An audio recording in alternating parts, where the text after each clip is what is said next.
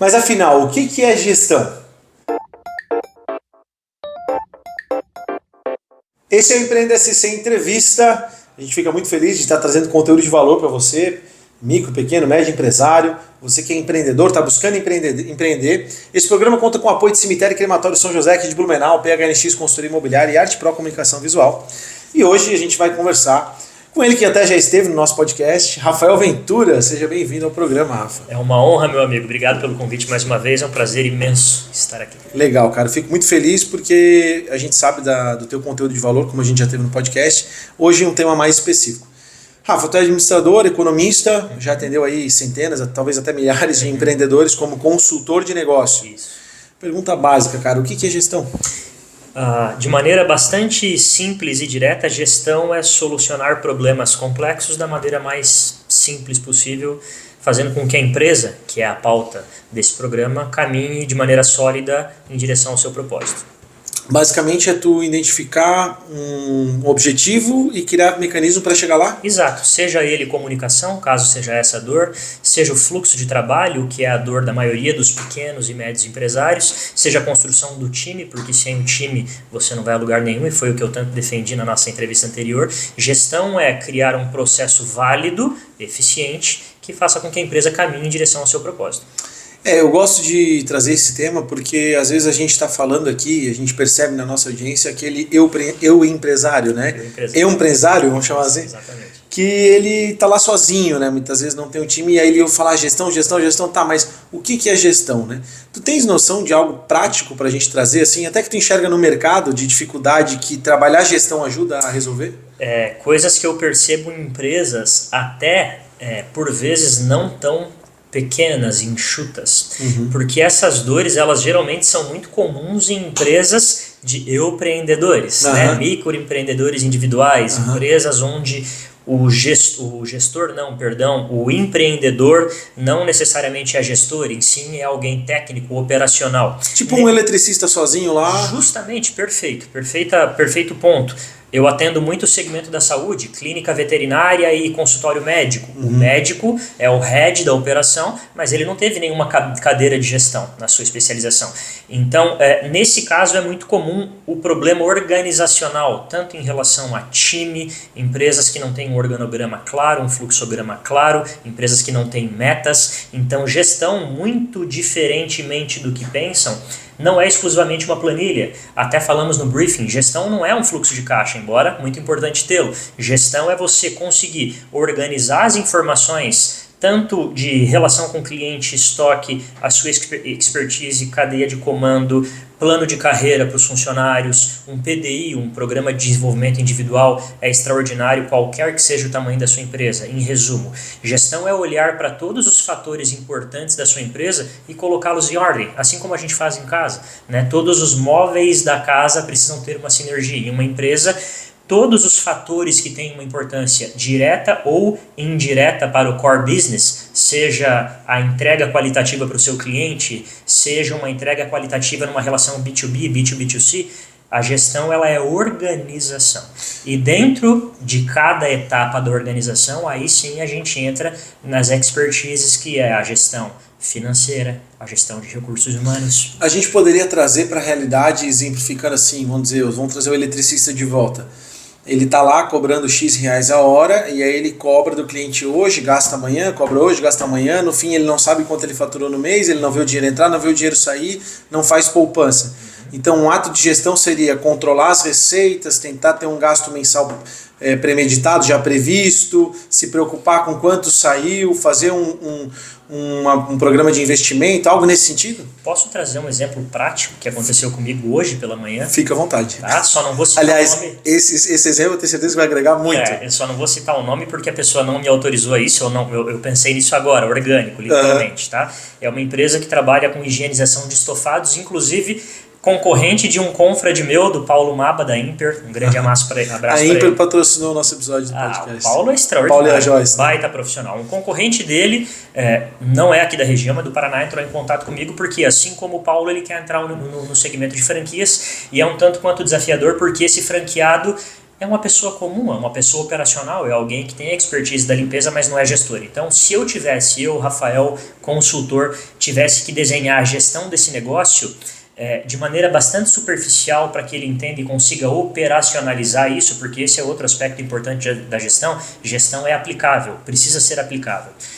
Eu entenderia especialmente quanto custa o seu serviço, ou seja, precificar adequadamente, tanto baseado no seu custo e no seu EBITDA previsto, mas também numa análise de precificação a mercado, num benchmarking. Trabalharia inicialmente no ponto de equilíbrio da operação desse cara, trabalharia na sazonalidade desse mercado para entender quanto esse cara precisa ter de reserva financeira. Que o cara não vai fazer toda a vida essa limpeza? Exatamente. E no que diz respeito a uma parte mais financeira, eu pararia por aí, por incrível que pareça. Todo o restante seria criar uma persona do meu cliente para conseguir me comunicar adequadamente com ele, trazer uma pessoa para comandar essa operação, porque eu acredito muito em um organismo autogerenciável. Se eu sou o especialista, eu preciso estar em contato com o meu cliente, eu preciso trazer valor para dentro da casa. É tipo o médico que foca na consulta e tem uma secretária que toca o consultório. Justamente. Então, em resumo, uma empresa sem meta, ela não tem objetivo claro, ela só tem um desejo, certo? Eu não consigo perseguir aquilo que não está claro. Eu não consigo criar aqui um OKR sem, por exemplo, determinar que número seguir. O que é um OKR? O OKR é uma ferramenta... Excelente pergunta, né? O OKR é uma ferramenta administrativa bastante simples, criada, salvo engano, nos anos 90, que nos permite, para cada objetivo, traçar ferramentas, maneiras de persegui-lo. Então, digamos que eu tenha lá a minha empresinha, sou um micro franqueado do segmento de limpeza de estofado e o meu objetivo é faturar 50 mil reais, correto? Para eu faturar 50 mil reais, o meu objetivo-chave é faturar 50 mil reais. Como eu chego lá? Partindo de um ticket médio de 500 reais por serviço prestado, atendendo no mínimo X clientes e prospectando 2 horas por dia do meu tempo durante 30 dias. Aí tu cria um plano de ação para chegar lá. Um pequeno plano de ação. Se você pegar um OKR, levantar, agora é plano de ação na prática, tá? Cria um OKR para uma dor da sua empresa, levanta o mecanismo com o qual você vai, obviamente, construir a taxa de sucesso dessa ideia, joga essas questões levantadas numa matriz 5W2H, que também é um produto bastante antigo a título de ferramenta administrativa. A partir do momento que eu sei o que, quando, como, porquê, quanto custa e de que maneira eu realizo, eu coloco uma matriz GUT que mede gravidade, urgência e tendência. A partir do momento em que essas informações estão ali, está feito o teu plano de negócio, qualquer que seja a tua empresa. Cara, quando que o cara precisa parar para fazer isso? Agora existe a resposta padrão, mundo real, e a resposta mundo ideal, né? Tá. Mundo ideal... Vamos ouvir as três, então, vai. Mundo ideal, antes de montar o business, né? Antes de montar a empresa. Antes de comprar a máquina para limpar sofá, é bom que eu faça isso. Você faz ali várias análises, e aí não é a minha área de especialidade. Eu tenho no meu time um consultor que cuida disso. Planejamento. Mas, via de regra, você faz um planejamento, usa um Canvas lá, legal, entende os teus valores, a tua persona e tudo mais. Agora, o que acontece na prática? Brasilzão da massa, tá? Nós. Acontece assim, cara, eu amo isso, eu vou fazer veterinária porque eu gosto de bicho. Terminei veterinária, eu nunca tive uma planilha do Excel para pagar as minhas contas. Mas eu monto uma empresa, uma clínica, né? Eu monto uma clínica. Eu tô rindo, mas não é o caso dos meus clientes, os meus clientes são maravilhosos, tá? Mas assim, é muito comum no Brasil, é uma questão cultural, cara. A maioria dos empreendedores é na raça, é na dor. Correto? Então, o mundo real é esse. Quando o cliente me procura, eu tenho a minha operação, ela dá lucro sim, ela é organizada sim, só que eu entendo que eu preciso lapidar. E aí a gente entra, não necessariamente com essas ferramentas que eu trouxe aqui, porque elas são bem superficiais, mas a gente entra com uma leitura de cenário e tal, e a gente fala de gestão. E a primeira pergunta que o cliente me faz, e a gente volta à sua pergunta inicial, mas isso é gestão? Sim, gestão é organizar a casa como um todo. Não basta dar lucro. A forma como dar lucro me garante permanência no mercado? Eu estou olhando só para faturamento? Eu estou avaliando novos entrantes? Porque eu posso ter tido o meu melhor mês de resultado financeiro, mas com um ticket médio muito alto, com menos clientes. Eu posso ter privilegiado um produto que não me dá tanta margem. Exato. Eu posso ter tomado decisões estratégicas que me trouxeram receita, mas não me trouxeram resultado. Pode ter sido resultado de uma venda de oportunidade, algo que vinha sendo negociado há muito tempo. Tu trabalha no setor imobiliário, eu também. também. Um dos meus negócios é esse. A gente sabe que você trabalha com uma meta de VGV, aí de repente surge aquele imóvel de ticket médio alto que estava sendo negociado há 6 meses. Bom. Legal, tem que comemorar, é claro, mas eu posso contar com essa mesma venda para o mês que vem? Não. Então eu tenho que analisar novos entrantes. Talvez o corretor de imóveis seja a figura mais importante de ter esse tipo de gestão, né? Porque o cara recebe um grande volume de dinheiro, se não se programar, vai acabar. Nós temos no nosso time um cara extraordinário, tomara que ele assista isso, Eduardo Amaral, um grande player, não sei se você o conhece. Ele elevou bastante o padrão de vida, porque é um profissional de muito sucesso, mas ele tem lá a organização dele, é particular, não vou abrir aqui, é claro, mas ele tem planilhado todos os objetivos de curto, médio e longo prazo e o número de meses para frente que ele precisa ter de conta paga. E ele entendeu que a gestão dele é uma gestão empresarial. O corretor, ele é uma empresa. Claro. Ele é uma empresa. É uma empresa lá que a gente falou. Exatamente. Cara, e muitas vezes o cara se sente um pouco idiota de botar as coisas no papel. Tipo, por que eu vou escrever isso? É óbvio, né? Só que estar no papel te gera uma âncora, um lembrete da importância, né? Tu concorda com essa visão? Sem dúvida, e inclusive quando você mentaliza e sai do piloto automático, existe uma coisa um pouco perigosa no empreender, e tu sabes disso, porque à medida que a gente vai confiando no nosso feeling, nós vamos tomando decisões muito automáticas, né? Eu usei uma frase no nosso episódio do Empreenda SC, e não é minha, é claro, mas eu gosto muito. Você precisa sair de dentro da garrafa para entender, para conseguir ler o que está escrito no rótulo dela. Sempre que você para avaliar, sempre que você identifica todos os teus pontos fortes, fracos, quais são as tuas tomadas de decisão no curto, no médio e no longo prazo, especialmente, de novo, falando de Brasil, você se posiciona muito à frente do teu concorrente, porque quase ninguém faz isso, né? Não é cultural. Não é cultural do brasileiro planejar. A gente trabalha muito de acordo com as demandas que são criadas. Sim. E aí, como eu gosto de falar muito de gestão, gestão é o quê? É ter dados para analisar, é ter uma equipe para gerenciar e é ter recursos para administrar. Acho que essas são as 3 principais questões desse caractere. É caro ter alguém para fazer isso por ti? Tô te perguntando agora a tua profissão, consultor. É muito caro? É para qualquer um ou não é para qualquer um? Se nós formos falar de preço, talvez sim. Mas de valor não. Né? Não é caro. Não é caro, e assim como eu, Blumenau ela é muito privilegiada porque ela tem profissionais do segmento de consultoria extraordinários. Muitos profissionais, porque é uma cidade muito construída sobre a indústria, agora a tecnologia, então é uma cidade que naturalmente formou muitos bons profissionais. Né?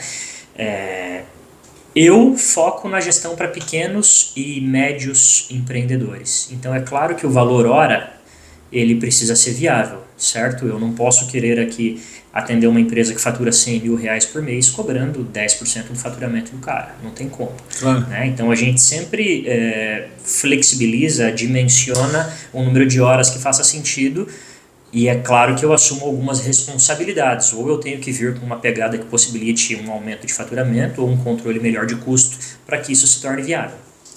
E também é uma profissão que se paga, né? Tu vai entrar no negócio, tu vai ter que se pagar, né? Se não se pagar, não se mantém, né? Não, sem dúvida. O cliente, ele te demite com muita facilidade, né? Por quê? Porque eu tenho clientes que estão comigo há 7, 8 anos e que confiam tanto que sequer, e eu sei porque o cliente... ele não sabe, mas o consultor organizado ele é notificado de cada passo da etapa, né? Então, assim, mandei uma análise semanal, o cliente não abriu. Eu sei que ele não abriu. Significa que ele confia tanto a ponto de... Sim. Eu acho legal? Não, eu acho perigoso. Né? Se tu quisesse prejudicar e tal. E assim, e se eu tomar uma decisão errada? Eu defendo um ponto de vista que ele diz o seguinte: eu posso me tornar especialista no negócio do meu cliente, mas quem me faz especialista é o meu cliente, porque o especialista é ele, certo? Então eu vou atender um segmento muito específico de mercado A.